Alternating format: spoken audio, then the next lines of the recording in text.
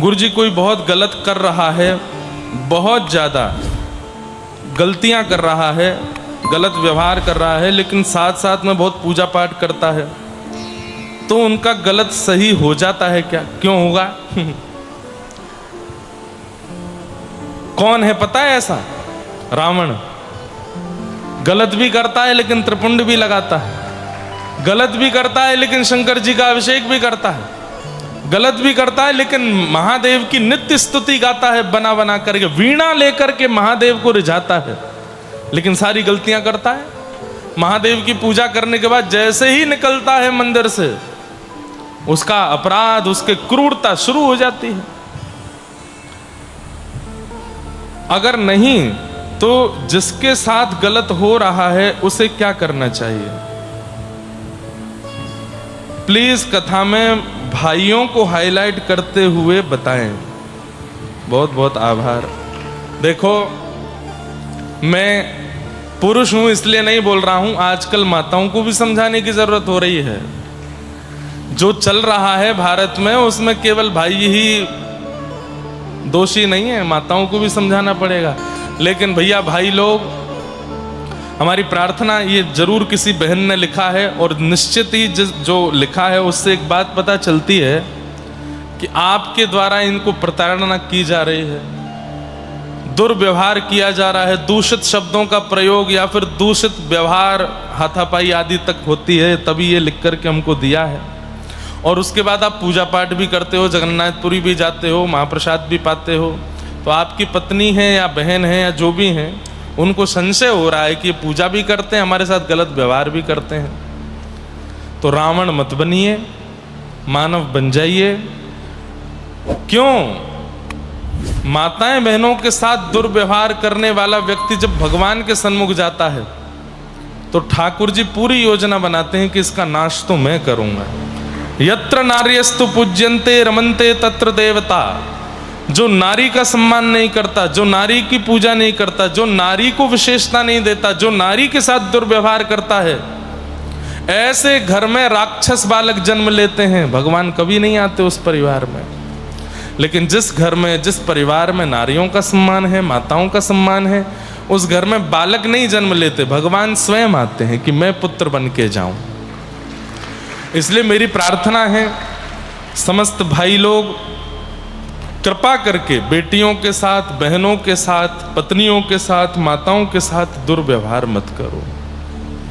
और अब माताओं से भी प्रार्थना है कि भाइयों के साथ, पतियों के साथ, होने वाले पतियों के साथ दुर्व्यवहार मत करो।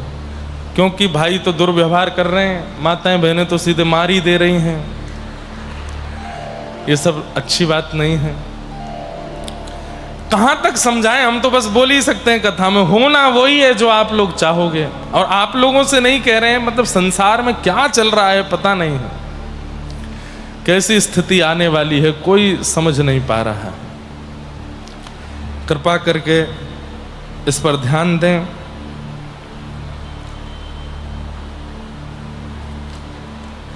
बाकी सब भाव हैं, सबको हम प्रणाम करते हैं।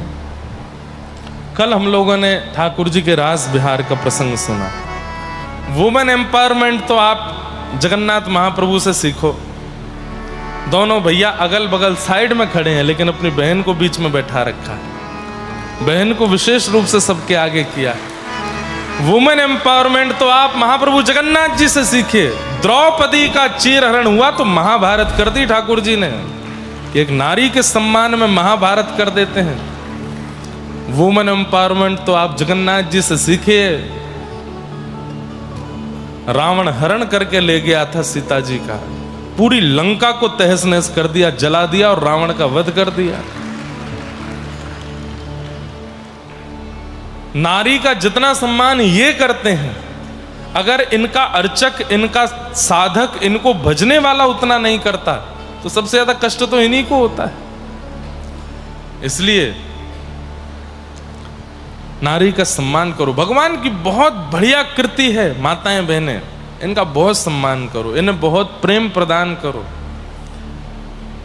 कह दें तो कोई बड़ी बात नहीं, पलकों पे रखो, अच्छे से रखो, खूब प्रेम दिया करो। अपनियों को। हाँ, कई लोग इतने दुष्ट हो गए संसार में, पर स्त्री गमन करते हैं, एक से विवाह करने के बाद अन्य के प्रति बुद्धि रखते हैं। बोले महाराज जी तो कह रहे थे पलकों पर रखो सबको। ऐसा नहीं, जिनके प्रति आपका अधिकार है, आपकी पत्नी है, आपकी बेटी है, आपकी बहन है, आपकी मैया है, इनको पलकों पर रखो और बाकियों को पलकों से दूर रखो। दूर से प्रणाम करो, सबको वंदन करो।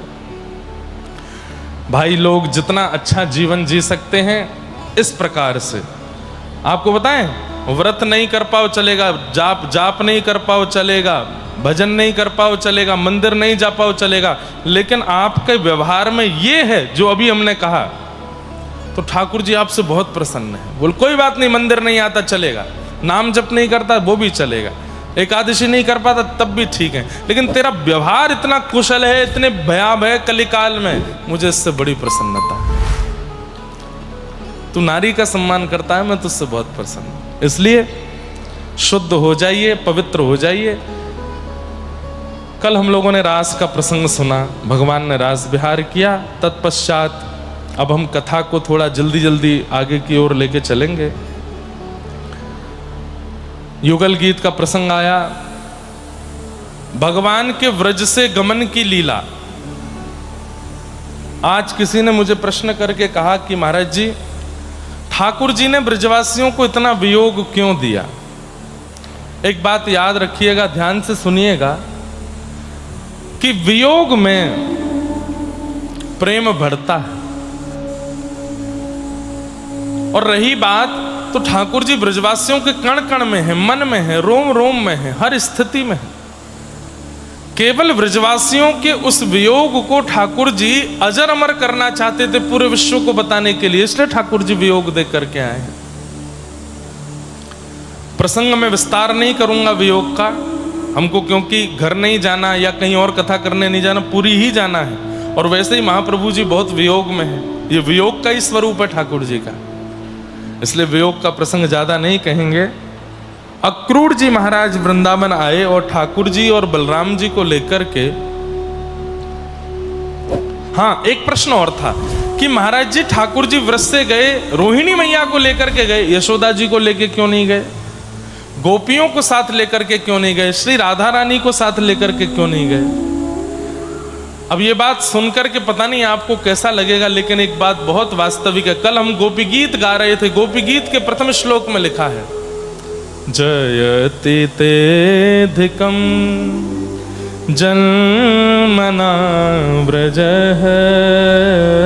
आप आइए अनुज जी, इसको ठीक कर दीजिए, नहीं तो नैका देर में मैं भी जगन्नाथ पिघल के बन जाऊंगा। श्रयत इंदिरा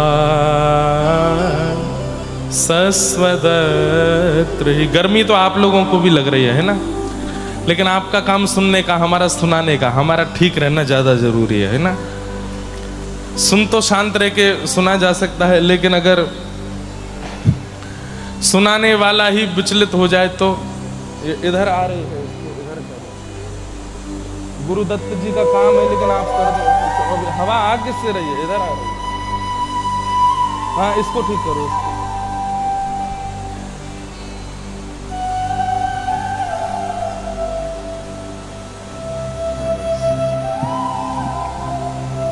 गोपियां गोपी गीत में कहती हैं, ते जन्मना व्रजम अधिकम जयति। कन्हैया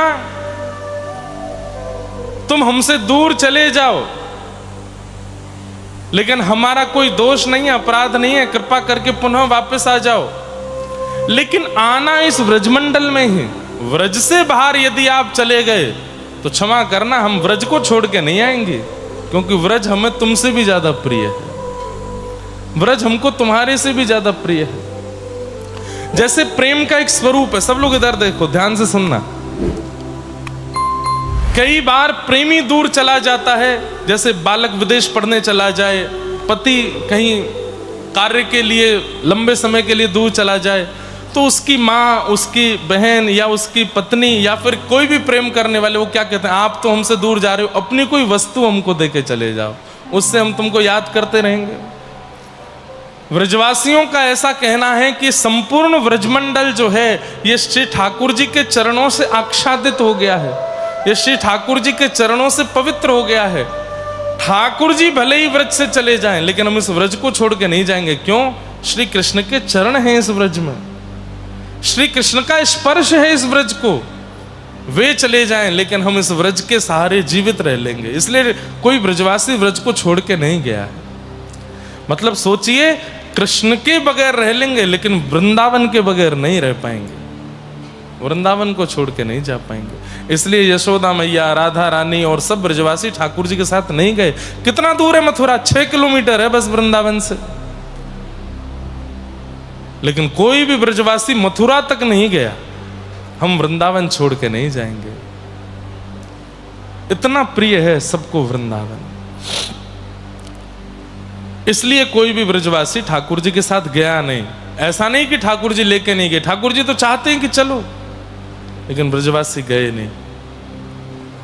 अक्रूर जी महाराज कृष्ण बलराम दोनों को लेकर के मथुरा आए। मथुरा में आकर के भगवान ने कुबलिया पीड़ हाथी का उद्धार किया, कुब्जा का उद्धार किया, माली का उद्धार किया, एक धोबी का उद्धार किया, एक दर्जी का उद्धार किया।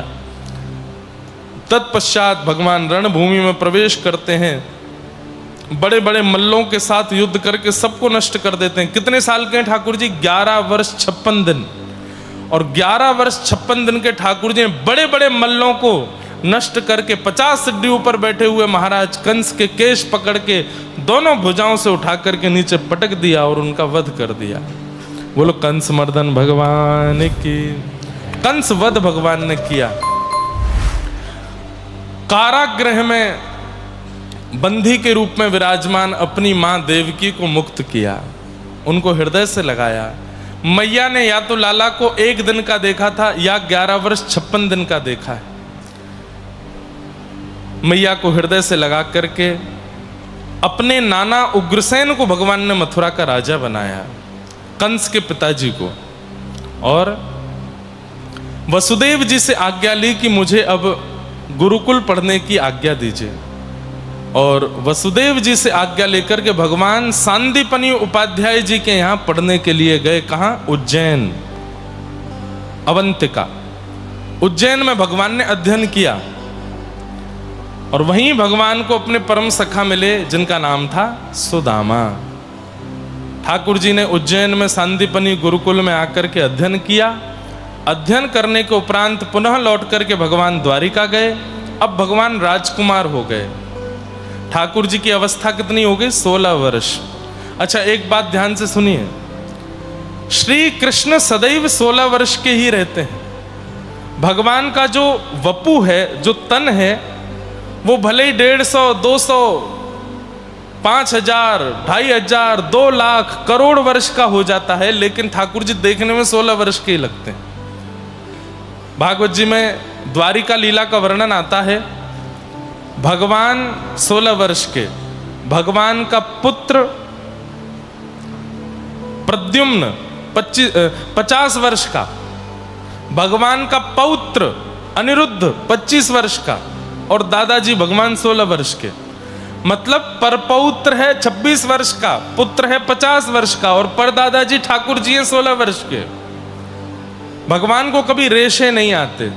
ये जो हमारे मुखमंडल पर जो दाढ़ी मूछ आती है, और दाढ़ी मूछ के आने से पूर्व जब बच्चा 13-14 वर्ष का होता है तो सफेद सफेद सफेद जो रेशे आ जाते हैं, ये भी नहीं आते ठाकुर जी को।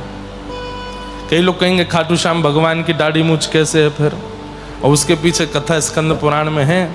लेकिन भगवान का बर्बरीक स्वरूप है वो, और भगवान ने उनको आज्ञा दी कि तुम मेरा ही रूप हो, इस भाव से हो सकता है। लेकिन कहीं भी ठाकुर जी को दाढ़ी मूछ नहीं आती।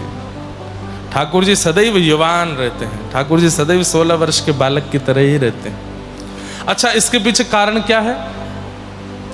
16 वर्ष के ही क्यों रहते हैं ठाकुर जी? अब की बात अलग है, लेकिन आज से 20 वर्ष पहले भी अगर हम चले जाएं तो 16 वर्ष के बालकों को कुछ भी नहीं पता था संसार का। आज तो 11 वर्ष के बालक को भी पता है कि स्त्री पुरुष का क्या भेद होता है, संसार क्या होता है, विवाह का अर्थ क्या होता है, ये संसार कैसे चलता है। 11 वर्ष के बालक को भी सब पता है, लेकिन आज के 20 वर्ष 25 वर्ष पहले भी 16 वर्ष के बालक को इतना ज्ञान नहीं होता था। अरे जब हम लोग भी छोटे थे, हमारे उम्र के बच्चे भी जब छोटे छोटे होंगे, 8-9 वर्ष तक तो ऐसे ही घूमते थे, वस्त्र भी मैया पहनाती थी, खुद पहनना भी नहीं आता था। ठाकुर जी 16 वर्ष के इसलिए रहते हैं क्योंकि 16 वर्ष तक की उम्र में विकार नहीं आते, मन में विषय की इच्छा नहीं होती, काम की इच्छा नहीं होती, भोग की इच्छा नहीं होती। तो ठाकुर जी सदैव उस आयु में रहते हैं जिस आयु तक भोग, विषय, काम चित्त में प्रवेश ना करे, इसलिए ठाकुर जी 16 वर्षीय रहते हैं।